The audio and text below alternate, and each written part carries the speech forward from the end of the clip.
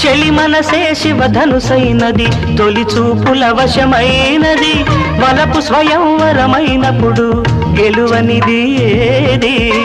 ఒక బాణము ఒక భార్యన్నది శ్రీరాముని చిరయసమైనది శ్రీవారు వరమిస్తే సిరులన్నీ నావి తొలి చుక్కవు నీవే చుక్కానివి నీవే తుదిదాకా నీవే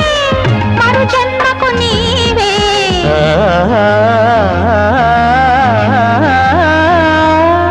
జానకి కలగనలేదు రాముని సతి కాగలనని ఏనాడు రాముడు అనుకోలేదు జానకి పతి కాగలనని ఆనాడు